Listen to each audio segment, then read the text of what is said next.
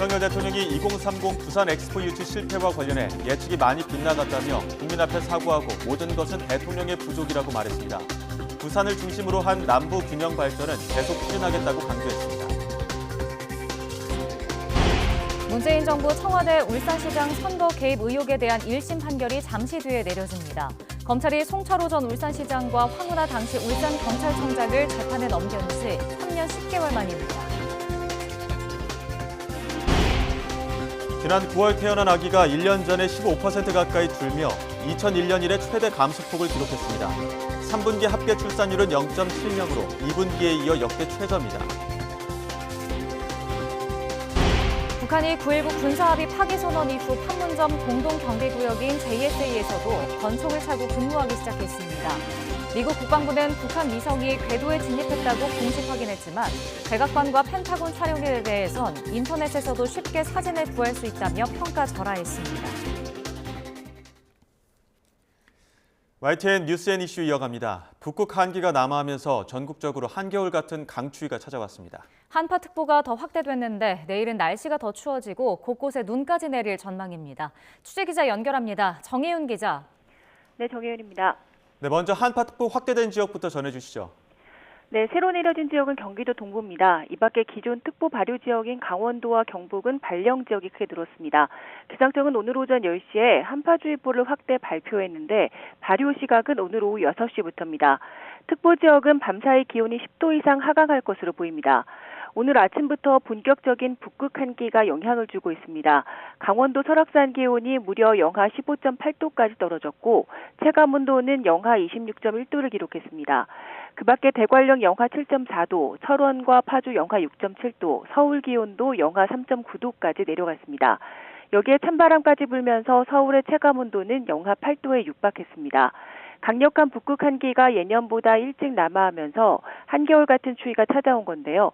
내일은 서울 아침 기온이 영하 8도, 체감온도는 영하 13도까지 곤두박질하면서 이번 추위가 절정에 달하겠습니다. 북극발 추위는 이번 일요일 낮부터 점차 누그러질 전망입니다. 네, 이 추위 속에 곳곳에 눈 소식도 있다고요? 네, 그렇습니다. 우선 오늘은 충청과 호남, 수도권 일부 지역에 눈이 오는 곳이 있겠습니다. 양은 1cm 안팎으로 많지는 않겠지만 영하권 추위 속에 도로 살얼음이 발생하거나 통행이 뜸한 도로는 빙판을 이룰 가능성이 큽니다. 추위가 더 강해지면서 내일은 서해안을 중심으로 눈이 집중될 전망인데요. 내일 하루만 호남과 제주도 산간에 최고 5cm, 충청 지방에 1에서 3cm의 눈이 예보됐습니다. 기상청은 강추위 속에 금요일인 모레까지 서해안 지역을 중심으로 눈이 계속되겠다며 빙판길 사고에 대한 주의를 당부했습니다. 지금까지 문화생활과학부에서 YTN 정혜윤입니다. 부산이 5일머니 자본력을 앞세운 사우디아라비아 리야드의 벽을 넘지 못하고 2030 세계박람회 유치에 실패했습니다. 부산은 프랑스 파리에서 열린 제173차 국제박람회 기구 BIE 총회에서 사우디아라비아 리야드, 이탈리아 로마와 경쟁했지만 2030 세계박람회의 개최지로 선정되지 못했습니다. 1차 투표 결과 리야드가 총 투표국의 3분의 2 이상인 119개국의 득표를 얻어 개최지로 결정됐고 부산은 29표, 로마는 17표에 그쳤습니다. 윤석열 대통령이 2030 부산 엑스포 유치 실패와 관련해 부산 시민을 비롯한 국민을 실망하게 해 죄송하다고 사과했습니다. 윤 대통령은 오늘 엑스포 관련 국민께 드리는 말씀이라는 제목의 브리핑을 열어 96개국 정상과 150여 차례 만났지만 민관에서 접촉하면서 느꼈던 예측이 많이 빗나간 것 같다고 밝혔습니다. 이어 지난 1년 반 동안 민관은 아쉬움 없이 합동으로 정말 열심히 뛰었는데 이를 잘 지휘하고 유치를 끌어내지 못한 건 대통령인 본인의 부족의 소치라고 말했습니다. 오늘 예고 없이 갑자기 진행된 윤 대통령의 대국민 담화 직접 들어보겠습니다. 지난 한 1년 반 동안 정말 그 아쉬움 없이 저희는 뛰었다고 생각을 합니다. 예측이 많이 빗나간 것 같습니다. 이 모든 것은 전부 저의 부족이라고 생각해 주십시오. 부산 시민을 비롯한 우리 국민 여러분께 실망시켜드린 것에 대해서 정말 죄송하다는 말씀을 드립니다. 모든 것은 제 부족함입니다. 서울과 부산을 두 개 축으로 해서 우리나라의 이 균형 발전을 통해 비약적인 성장을 하기 위한 시도였습니다. 엑스포 유치는 실패했지만 이러한 우리 국토의 균형 발전 전략은 그대로 추진될 것입니다. 악조건 속에서도 대한민국 부산은 민관이 하나 돼 지구 495바퀴를 돌며 막판 역전극을 노렸습니다. 하지만 오일머니를 앞세운 사우디 리야드의 높은 벽을 넘지는 못했습니다. 권남기 기자의 보도입니다. 엑스포를 통해 함께 새로운 미래를 창조하고 싶습니다. 9년 전 부산시장 선거 공약으로 시작된 부산 엑스포에 대한 염원은 지난 정부 때 유치위원회가 꾸려지며 본격화했습니다. 대선 후보 시절 부산 유치를 약속했던 윤석열 대통령은 당선 이후 국정과제로까지 선정했습니다. 저 역시도 최선봉에 서서 열심히 뛰겠습니다. 부산보다 1년 먼저 유치전에 뛰어든 사우디아라비아의 리야드는 오일머니를 앞세워 질주했습니다. 하지만 우리 정부와 기업들은 출구 전략 대신 전력 투구를 선택했습니다. 윤 대통령만 100명이 넘는 각국 정상들을 만났습니다. 민관이 부산 유치를 위해 접촉한 해외 주요 관계자들은 모두 3,400여 명. 이동거리는 지구둘레 495바퀴에 달합니다. 엑스포 유치 가능할 거라고 보세요? 해올게요. 희망도 더 많이 생긴 것 같습니다. 개최지 선정 투표일이 다가올수록 사우디를 거의 따라잡았다. 혼전양상이다란 희망 섞인 관측이 나오며 유치전엔 더욱 불이 붙었습니다. 유엔 총회 땐 닷새간 41개국과 릴레이 회담이 이뤄졌고 윤 대통령에 이어 한덕수 총리, 기업 총수들까지 투표가 이뤄지는 프랑스 파리에서 막판 총력전에 나섰습니다. 너와 나의 부산. 대역전극을 노렸던 부산의 꿈은 결국 사우디 리야드의 자본력을 넘지 못한 채 무산됐습니다. 하지만 끝까지 포기하지 않았던 코리아 원팀의 정신은 그 어느 때보다 빛났습니다. YTN 권남기입니다. 미국 국방부가 북한이 쏜 위성이 궤도에 진입한 사실을 공식 확인했지만 성공 여부에 대해서는 말을 아꼈습니다. 북한이 미국 백악관과 국방부 건물을 위성으로 촬영했다는 주장에 대해서는 인터넷에서 쉽게 구할 수 있는 사진이라며 대수롭지 않게 반응했습니다. 워싱턴에서 권준기 특파원입니다. 미국 국방부는 북한 위성이 지구 중력을 벗어나 우주에 떠 있는 상태라며 궤도에 진입한 건 맞는다고 확인했습니다. 다만 위성 발사의 성공 여부에 대해서는 북한이 판단할 몫이라고 답했습니다. Really, it would be up to the North Koreans to define what the parameters of this launch were and what they were hoping to achieve. I'm not going to speak to that other than to say again, we do know that it's in orbit. 북한이 미국 백악관과 펜타곤 등을 위성으로 촬영해 김정은 국무위원장에게 보고했다는 주장에 대해서는 심각하지 않게 받아 넘겼습니다.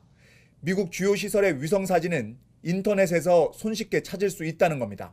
I will say that there are plenty of images of the Pentagon and the White House online, so I'll just leave it at that. Yeah. 앞서 백악관 국가안보회의는 북한이 위성으로 미국 주요 시설을 촬영했다는 주장에 대해 사실 여부를 독자적으로 확인할 수 없다면서도 도발 행위를 멈추라고 경고했습니다. 미 국방부는 비무장지대 감시 초소를 복원하는 북한군 움직임과 관련해서는 예의주시하고 있다고 밝혔습니다.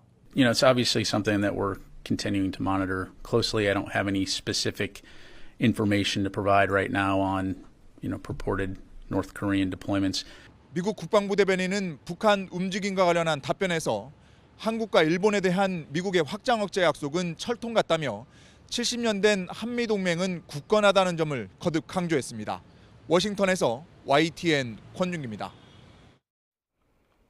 우리 군의 첫 번째 독자 정찰 위성 발사가 현지 기상 사정으로 이틀 연기됐습니다. 국방부는 미국 캘리포니아주 벤덴버그 공군 기지에서 진행하기로 한 정찰 위성 발사가 현지 기상 사정에 따라 다음 달 2일로 미뤄졌다고 밝혔습니다. 국방부는 새롭게 설정된 발사 시점은 다음 달 2일이지만 현지 사정에 따라 조정될 수 있다고 덧붙였습니다. 판문점 공동경비구역 JSA에서 근무하는 북한군이 권총을 차고 재무장한 것으로 확인됐습니다. 9.19 군사합의에 따라 비무장해 오던 JSA 내 북한군 근무자는 북측이 합의 파기 선언을 한 지난 23일 이후부터 권총을 다시 차고 근무하고 있습니다.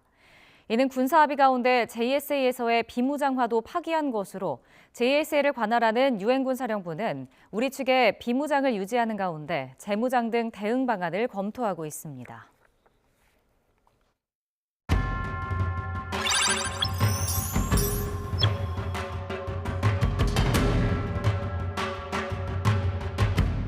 한글 초성 같은데요. 저거 기억입니다. 기억.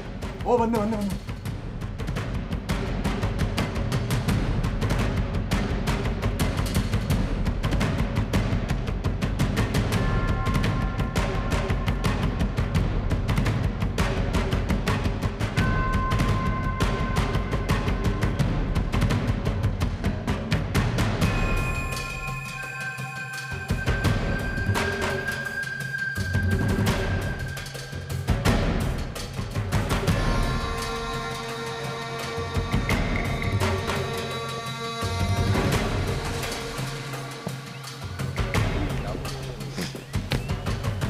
확인된 거를 확인할 수는 없는 거니까.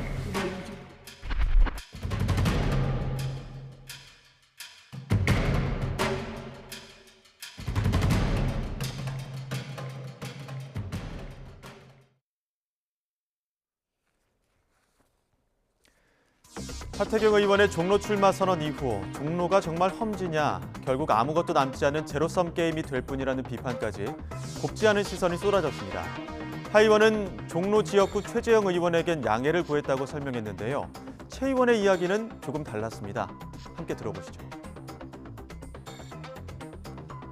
만약에 저 같으면 제가 이제 그쪽 현역이고 출마 의지가 강하면 아이 뭐 불편하게 왜 그래 딴 지역 알아보지 이렇게 좀 강하게 만류를 했을 건데 최 의원님 인품이 좋으셔서 그랬던 것 같아요. 뭐 하 의원 나오는 게 어떻게 맞겠나 양해하겠다. 그 자리에서 제가 강의하거나 또는 말리거나 이런 발언을 안 한 것을 양해했다고 표현하시니까 이게 이제 어떤 분들은 양보라고 오해를 해가지고 지역구에서는 저한테 막 항의하시는 분들도 있어요. 양해라는 표현이 좀 애매하잖아요. 그게 뭐 너그러이 받아들인다 뭐 이런 뜻인데 그걸 뭐 본인이 그런 식으로 받아들여서 어딩하는 건 조금 이제 좀 불편하죠. 종로를 두고 묘한 긴장감이 고조되는 사이 국민의힘에서는 양지 중에 양지죠. 서울 강남 가비 지역구인 태영호 의원이 지역구 포기 의사를 밝혔습니다. 혁신위의 희생 권고안 시한을 하루 앞두고 양지에 있는 태 의원 본인도 백의종군할 결심이 섰다고 입장을 밝힌 겁니다. 들어보시죠. 저 같은 사람이 북에서 내려와서 정치도 못 해본 사람을 저희 당에서 21대 총선 때 강남갑이라는 건요. 후보군이 서울에서부터 신의주까지 서 있는 데입니다. 여기는 당에서 전략공천만 주면 되는 데니까. 그런데 그때 당에 아무런 기여도도 없는 저를 당에서 전략공천 주었거든요. 그렇기 때문에 앞으로도 저는 당에서 험지 가라, 뭐 어디 가라라고 하면 저는 다 내려놓고 백의종군할 그런 결심이 저는 서 있습니다.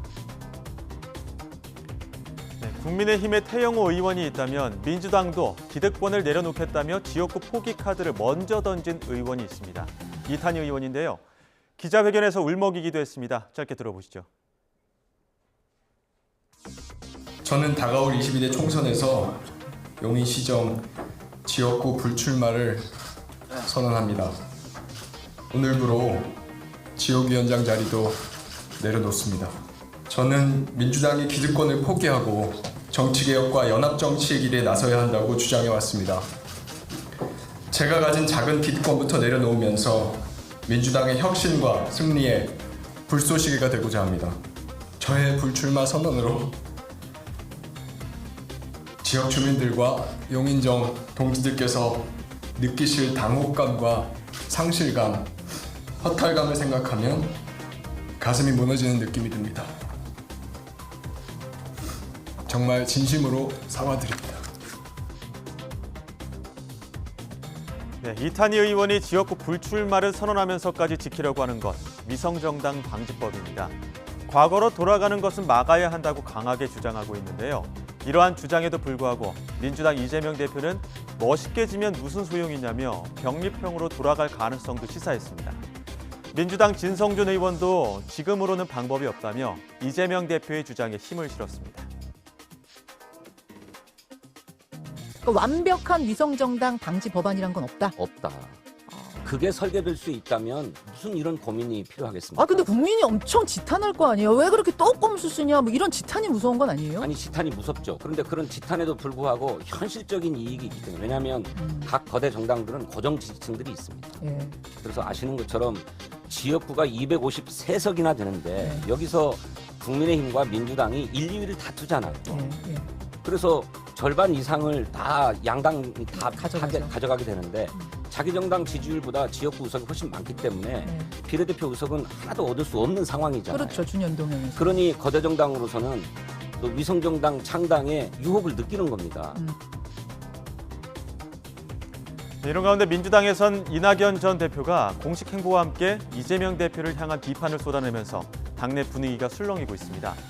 리더십과 강성 지지층 탓에 당의 면역 체계가 무너졌다며 사법 리스크까지 지적했는데요. 이에 대해 친 이재명계인 김영진 의원은 사법 리스크가 왜 생겼는지 같은 우물을 먹는 사람끼리 잘 생각하고 이야기해야 한다고 맞대응했습니다. 그런데 실제로 왜 그 재판 리스크가 생겼을까? 그 원인에 대해서 한번 조금 더 그것도 같은 당에 있는 동지로서 또 민주당이라고 하는 우물을 같이 먹는 사람으로서 왜 그 재판이 시작됐는가에 대한 부분들도 좀 심각하게 서로 생각할 필요가 있다.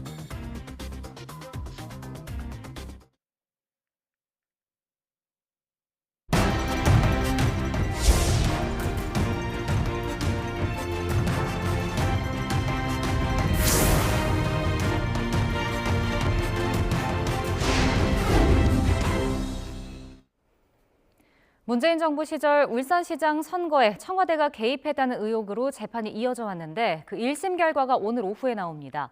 무려 3년 10개월을 끌어왔습니다. 당시 상황 살펴보면서 내용 정리해보겠습니다. 황운하 청장이 울산에 부임해 난 얼마 후 몇 달 안 지났을 거예요. 김건희 뒷조사한다고 뭐 그냥 계속 소문이 들리더라고요. 그러면서 청와대에서 무슨 오더가 있었다 뭐 그런 얘기가 많이 들렸어요. 제가 한 명을 받은 쪽에 책임자입니다. 저는 그 사건이 청와대 첩보니 뭐 이런 걸 전혀 몰랐어요. 청와대는커녕 경찰청 누구하고도 한 차례도 연락이 오고 간 적이 없어요. 시작은 5년 전 김기현 당시 울산시장이 후보로 제출만 2018년 지방선거 시절로 거슬러 올라갑니다. 황운하 전 울산지방경찰청장이 김기현 전 시장 가족과 관련한 수사에 착수했는데요. 김기현 전 시장의 형과 동생이 아파트 건축 사업에 개입해서 부정한 돈을 받아내 김 전 시장의 선거 캠프에 제공한 것 아니냐는 의혹 확인에 나섰던 겁니다. 당시 경찰의 압수수색 시점이 선거 시기와 맞물리고 문재인 대통령 측근이자 민주당 후보로 나왔던 송철호 변호사가 울산시장으로 당선되자 국민의힘 전신인 자유한국당은 선거 개입 의혹을 제기했습니다. 황운하 당시 청장과 청와대 전 행정관 등이 선거에 개입할 목적으로 수사에 나선 것이 아니냐는 겁니다. 이른바 청와대 기획수사 의혹으로도 불리며 검찰이 국무총리실 등을 압수수색하는 초유의 사태가 이뤄지기도 했습니다. 이 사건은 2020년 1월 재판이 시작됐고 오늘 1심 선고까지 3년 10개월이 걸렸습니다. 그 사이 송철호 전 울산시장은 지난해 6월 임기를 마쳤고 황운하 의원도 내년 5월이면 임기가 끝납니다. 수사를 마친 검찰은 송철호 전 시장에게 징역 6년, 황운하 의원에겐 선거법 위반 4년, 직권남용 방해 1년을 구형했는데요. 잠시 뒤인 오후 2시에 운명을 가를 1심 선고가 나옵니다. 오세훈 서울시장이 오늘 오전 서울시청에서 신계용 과천시장을 만나 서울 편입 관련 입장을 들었습니다. 이번 면담은 김포시장, 구리시장, 고양시장에 이은 네 번째 경기도 지자체장과의 회동입니다. 직접 들어보겠습니다. 이제부터는 메가시티 논의를 해묵은 행정구역에만 집착할 것이 아니라 생활권과 행정구역 불일치로 시작된 시민 불편을 해소하는 데 총력을 기울여야 할 때입니다.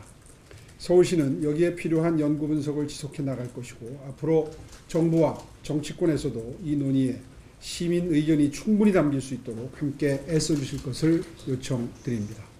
과천시 발전에 유리한 방향은 무엇인지, 또 과천 시민이 갖고 있는 권리나 혜택은 계속 유지될 수 있는 것인지에 대한 협의가 필요하다는 생각을 갖게 되었습니다. 시간을 두고 과천시 발전과 과천 시민에게 유리한 방향으로 협의가 되어야 한다고 생각을 하고 있습니다.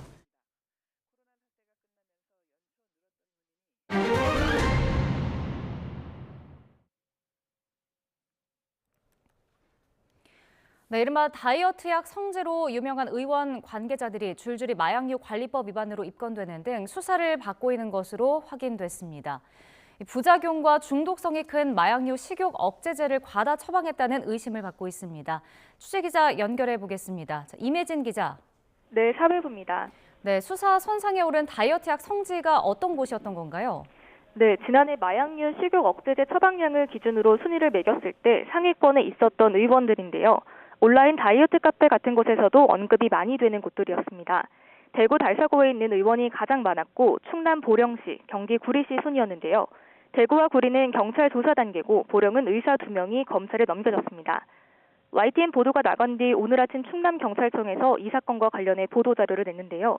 경찰은 지난 6월 식약처 수사 의뢰를 받아 보령 다이어트약 의원 원장과 부원장을 마약류 관리법과 의료법 위반 혐의로 입건해 송치했습니다.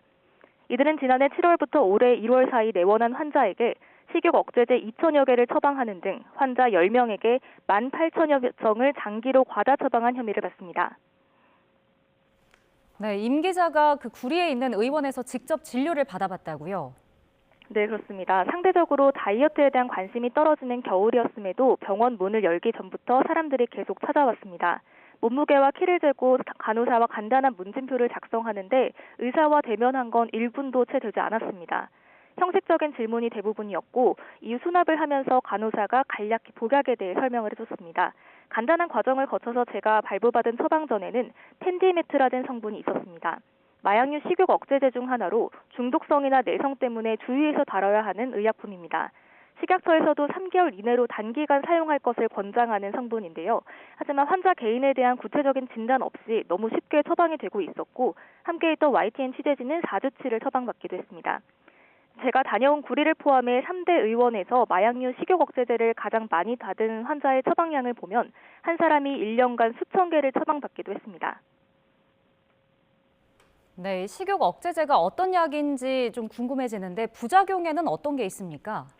네, 가장 자주 나타나는 부작용은 심장박동이 빨라진다거나 빈혈이 생길 수 있다는 겁니다. 3개월 이상 복용할 경우 고혈압 위험이 23배까지 올라갈 수도 있습니다. 특히 중독될 경우 불안장애 등 정신적인 질환이 나타날 수도 있는데요. 전문가 의견 직접 들어보시겠습니다. 환자들이 과도하게 쓰다 보면은 이 약들의 특징은 뭐냐면 정말 심한 경우에는 정신병까지도 유발할 수가 있어요. 이 약이 또 금단 현상이 또 심할 수가 있는데 두드러지는 것, 이제 뭐 우울증이나 무기력증 같은 것들이 발생할 수 있거든요. 합법적 처방으로 가장해 사람들의 건강에 위해를 끼칠 수 있는 불법적인 과다 처방이 이뤄지고 있던 건데요. 그간 마약 사각지대에 있던 의료기관을 겨냥해 경찰이 전국적으로 수사를 확대하고 있습니다. 지금까지 사회부에서 전해드렸습니다. 체험학습을 다녀온 어린이집 원아 80여 명이 식중독 증세를 호소해 보건당국이 역학조사에 나섰습니다. 경기 용인시는 그제 오전 기흥구에 있는 어린이집에서 식중독 의심 신고를 접수하고 보건소와 함께 역학조사에 나섰습니다. 특히 구토와 고열 등이 있는 환자 6명으로부터 검체를 채취해 신속검사를 진행한 결과 일부에서 살모넬라균이 검출된 것으로 확인됐습니다. 보건당국은 해당 어린이집에서 지난 23일 진행한 체험학습 당시 단체 주문한 김밥이 문제인 것으로 의심하고 있습니다. 보건당국은 해당 분식집에서 조리기구 등을 확보해 정밀 역학조사를 진행하고 있습니다. 지난 9월에 태어난 아기가 18,700여 명으로 1년 전에 비해 14.6% 줄면서 9월 기준 최대 감소폭을 기록했습니다. 이에 따라 3분기 합계 출산율이 0.7명으로 지난 2분기에 이어 역대 최저 기록을 이어갔습니다. 취재기자 연결합니다. 이승은 기자. 네, 경제부입니다. 네, 우리 경제나 사회의 가장 큰 위기가 저출산 현상일 텐데요. 9월 인구 동향 통계에서도 좋은 소식이 없다고요? 그렇습니다. 통계청 인구 동향을 보면 지난 9월 출생아 수가 18,707명이었습니다. 지난해 같은 달에 비해 3,200여 명, 14.6% 줄었습니다. 12달 연속 1년 전 대비 최저 기록이자 역대 최대 감소율입니다. 이에 따라 지난 3분기 여성 1명이 평생 낳을 것으로 예상되는 자녀 수를 뜻하는 합계 출산율이 0.7명으로 집계됐습니다. 역대 3분기 기준 최저 기록이자 지난 2분기에 이어 2개 분기 연속 최저 기록입니다. 통상 연말로 갈수록 출생아 수가 적어지기 때문에 다음 분기에는 0.6명대로 추락할 것으로 보입니다. 통계청은 다만 지난 1분기 합계 출산율이 0.81명이었기 때문에 연간으로 보면 0.7명 선은 무너지지 않을 것으로 보고 있습니다. 내년 전망도 밝지는 않습니다. 지난 9월 혼인 건수는 1년 전보다 12.3% 감소한 12,941건에 불과해서 역대 가장 적었습니다. 코로나 사태가 끝나면서 연초 늘었던 혼인이 석 달 연속 감소했는데 지난 3분기로 봐도 41,700여 건에 불과해 분기별로 가장 적었습니다. 출생아 수는 줄고 고령화 현상으로 코로나 때보다도 사망자 수는 늘면서 인구는 3년 11개월째 자연 감소했습니다. 지난 3분기 자연 감소 인구는 3350명으로 3분기 기준 역대 가장 많이 줄었습니다. 지금까지 YTN 이승은입니다. 우리가 인생을 살면서 돈을 가장 많이 쓰고 또 가장 많이 버는 시기는 언제일까요? 소비가 노동소득보다 많을 때를 적자, 또 노동소득이 소비보다 많을 때를 흑자라고 한다면 26살 이전까지는 적자 인생을 사는 것으로 나타났습니다. 그중에서도 가장 큰 적자를 내는 시기는 고1, 17살입니다. 평균 3,527만 원을 쓰면서 최대 적자를 기록했습니다. 유년층부터 청소년기까지 아무런 소득 없이 교육비가 나가기 때문인데요. 교육열이 높은 사회 분위기가 고스란히 담겨 있습니다. 처음 흑자 인생으로 접어드는 시기는 27살입니다.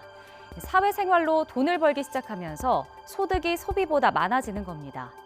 소득은 점점 늘어서 43살에 정점을 찍는데 이때 인생에서 가장 큰 흑자를 기록하게 됩니다. 이후 감소세를 보이지만 60살까지는 그래도 소득 덕에 흑자가 이어집니다.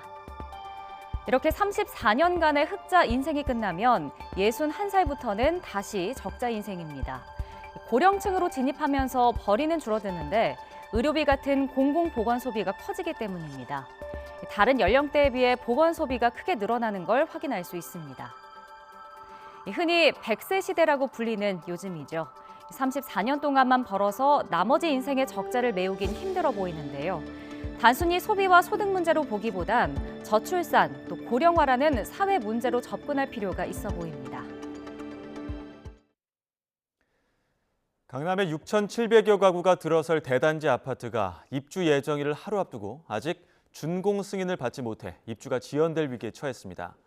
시공사 측은 임시 준공 승인을 받아 이사에 차질이 없도록 하겠다는 입장인데요. 취재기자 연결해 자세히 알아보겠습니다. 윤혜리 기자. 네, 경제부입니다. 당장 입주 예정일이 내일인데 현재 어떤 상황입니까? 6,700여 가구 규모 서울 강남구 개포동의 아파트에서 벌어진 일인데요. 강남에서 올해 준공되는 아파트 가운데 가장 큰 규모로 분양 당시 3.3제곱미터 평균 분양가가 1억 원에 육박해 관심이 쏠리기도 했습니다. 입주 예정일은 바로 내일인데요. 아파트 단지 외부에는 가림막이 설치돼 있고 단지 외부 보행로나 기반시설 공사가 아직 진행 중인 상황입니다. 강남구청은 지난달 30일 시공사 측이 제출한 준공 인가 신청을 보류했는데요.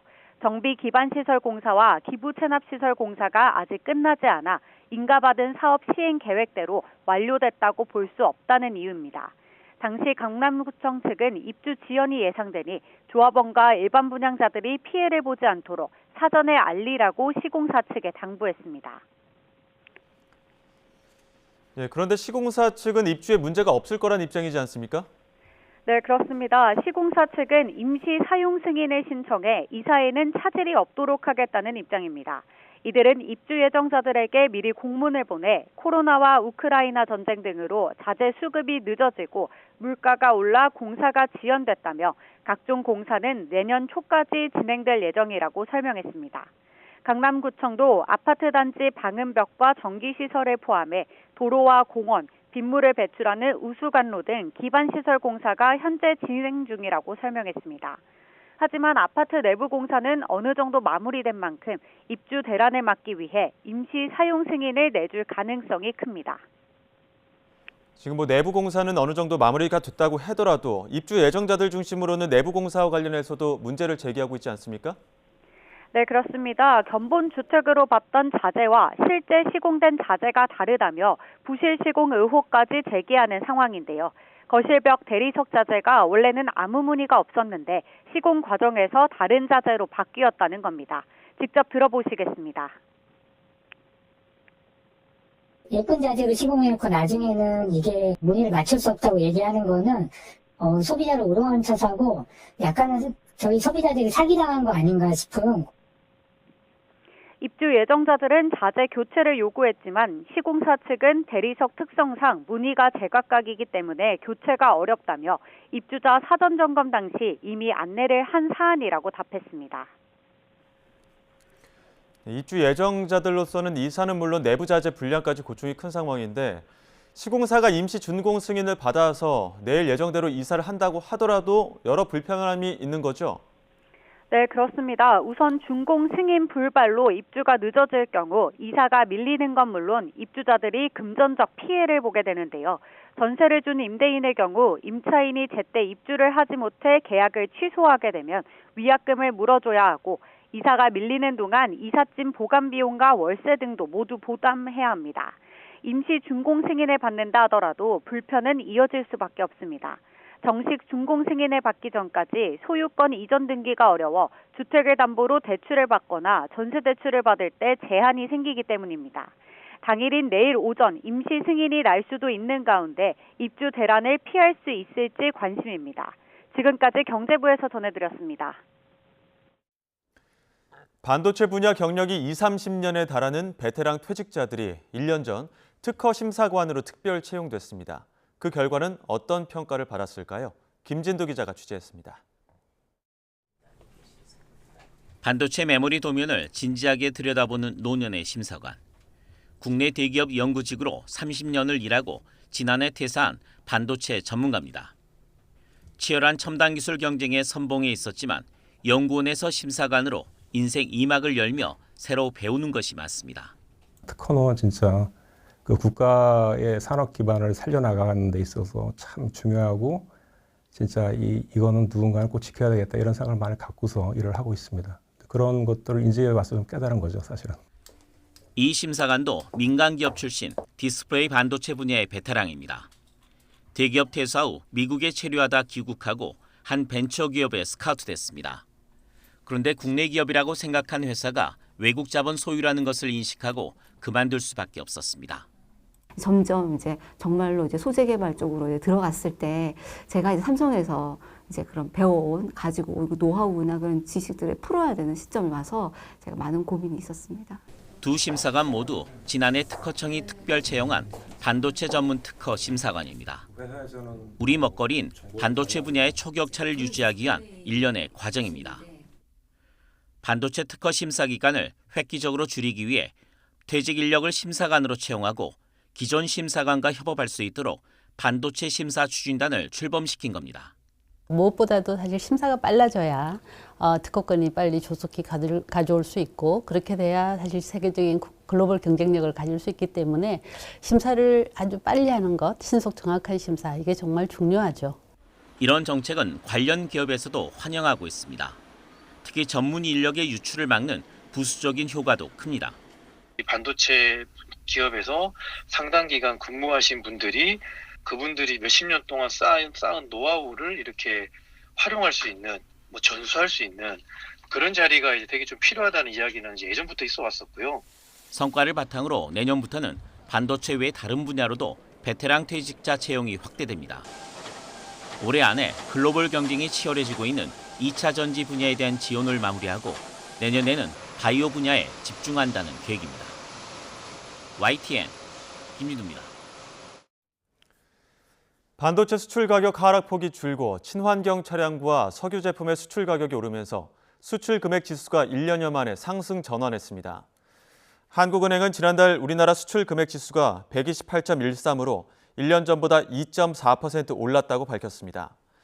지난해 같은 달 대비 수출 금액 지수는 반도체 수출 가격 약세 여파로 지난 1년 동안 내림세를 이어왔는데 이번에 13개월 만에 상승 전환한 것입니다. 암투병 중인 99세 지미 카터 전 미국 대통령이 77년 동안 함께한 부인 로잘린 여사의 마지막 길을 배웅했습니다. 로잘린 여사의 장례식에는 바이든 대통령을 비롯한 전현직 대통령과 영부인들이 참석해 경의를 표했습니다. 보도에 유재용 기자입니다. 지난 19일 향년 96세로 숨진 로잘린 여사의 마지막 추모식은 조지아주 애틀란타의 교회에서 거행됐습니다. 조 바이든 대통령 부부와 빌 클린턴 전 대통령 부부, 미셸 오바마, 로라 부시, 멜라니아 트럼프 등 전직 영부인들이 참석했습니다. 특히 암이 퍼져 연명 치료를 중단하고 호스피스 돌봄을 받고 있는 99세 카터 전 대통령도 77년 동반자의 마지막 가는 길에 함께했습니다. 카터 전 대통령의 부인에 대한 깊은 사랑은 75년 전 해군 장교로 복무하며 떨어져 지낼 때 썼던 편지로 대신 전해졌습니다. But when I see you, I fall in love with you all over again. Does that seem strange to you? It doesn't to me. Goodbye, darling. Until tomorrow. Jimmy. 로잘린 여사가 전통적 영부인 역할을 벗어던지고 얼마나 적극적으로 논쟁 현안들에 직접 나섰는지도 회고됐습니다. Mom was always well informed on the issues of the day. In the White House, Mom asked Ed so many questions that he finally said that she should attend cabinet meetings. 로잘린 여사는 고향에서 어려서부터 카터 전 대통령과 함께 자란 뒤 1946년 결혼해 모든 정치 역정에 함께했으며 남편의 퇴임 이후에는 카터 재단을 함께 설립해 활동한 연인이자 동지였습니다. 특히 미국인들의 정신건강을 돕는 일에 50년을 전념했습니다. 로잘린 여사는 미국 정치 역사상 77년 가장 오래 함께한 퍼스트 커플 기록과 함께 가장 영향력이 컸던 영부인의 한 사람이라는 인상을 남기며 고향 땅에서 안식을 취하게 됐습니다. YTN 유재욱입니다. 인도에서 무너진 터널 안에 갇혔던 인부 41명이 16일 만에 모두 구조됐습니다. 구조팀은 잔해 속을 뚫고 이들이 갇혀있는 곳까지 철제관을 집어넣어 결국 구조에 성공했습니다. 보도에 김태현 기자입니다. 터널 붕괴 사고 현장에서 드디어 첫 번째 인부가 구조용 철제관을 통해 빠져나옵니다. 이어 차례로 한 명씩 41명 전원이 16일 만에 구조됐습니다. 모두 건강에 큰 이상이 없는 것으로 알려졌습니다.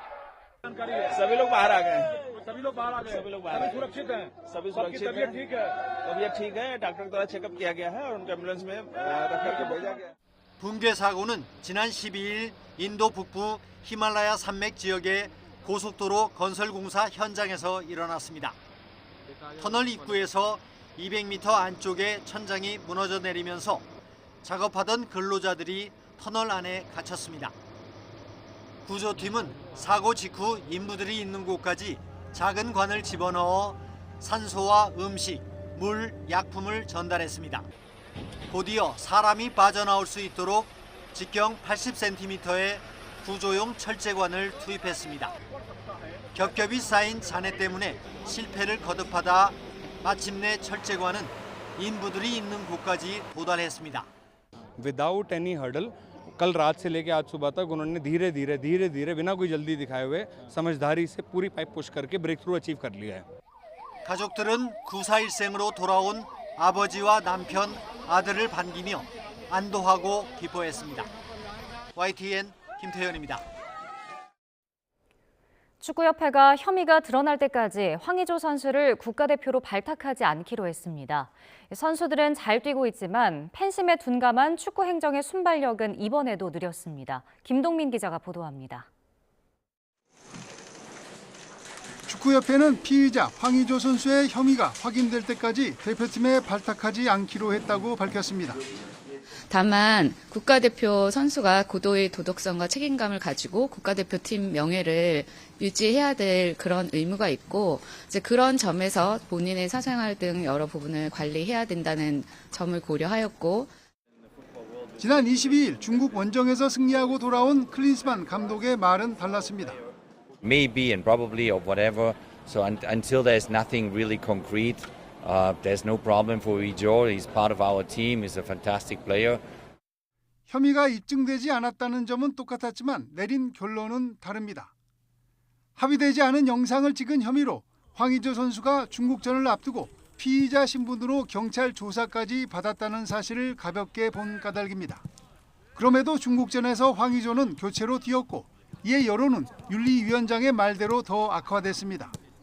국가대표로 이 선수가 출전할 경우에 이 출전 대회에서 이제 또 팀 팬들이 느끼실 부분에 대한 우려 등등 여러 가지 재반 사정을 고려해서 클린스만 감독은 협회의 결정을 존중한다고 입장을 바꿨고 황의조는 2부 리그에서 또 골을 넣었지만 내년 1월 아시안컵 출전은 사실상 어려워졌습니다. 지난 3월 승부조작 특별사면과 번복에 이어 축구 팬들에게는 또 한 번 씁쓸함만 남았습니다. YTN 김동민입니다.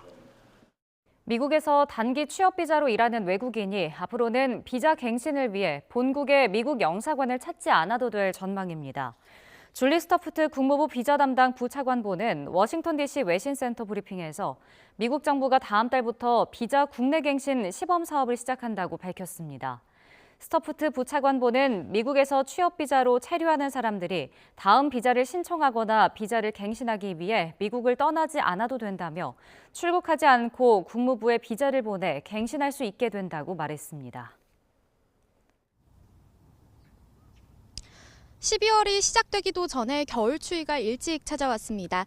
낮 동안에도 볼에 닿는 공기가 무척 차가운데요. 현재 서울 기온은 2.7도로 어제 같은 시각보다 조금 낮습니다. 밤 사이에는 기온이 더 떨어지면서 내일은 이번 추위가 절정에 달하겠습니다. 주 후반까지 영하권 추위가 계속되는 만큼 건강관리 잘해주시기 바랍니다. 추위 속 서쪽 지방에는 눈 소식도 있습니다. 현재 서해상에서 눈구름대가 다가오면서 수도권에 약하게 눈이 날리는 곳이 있는데요. 오늘 밤까지 수도권과 충청, 전북을 중심으로 1cm 안팎의 적설이 예상되고 밤에는 경북 내륙에도 가끔 눈이 내리겠습니다. 빙판길 안전사고에 각별히 유의하시기 바랍니다. 오늘 낮 기온은 어제와 비슷하거나 조금 낮겠습니다. 서울 3도, 대전 6도, 강릉 7도에 머물겠습니다. 밤사이 기온이 크게 떨어질 것으로 보여 경기 북동부와 강원, 경북 지역은 한파주의보가 더 확대됐습니다. 내일은 서울 아침 기온이 영하 8도까지 곤두박질하며 겨울 추위가 기승을 부리겠고요. 서해안에는 금요일인 모레까지 눈이 자주 내리겠습니다. 이번 추위는 일요일부터 점차 누그러질 전망입니다. 뚜렷한 눈비 소식이 없는 동해안 지역은 대기가 점점 더 메말라 가고 있습니다. 여기에 바람도 강하게 불어 산불 등 화재 위험성이 무척 크니까요. 불조심하셔야겠습니다. 지금까지 YTN 원희다입니다. 이상으로 뉴스앤 이슈 마치겠습니다. 잠시 후 더 뉴스가 방송됩니다. 시청해주신 여러분 고맙습니다.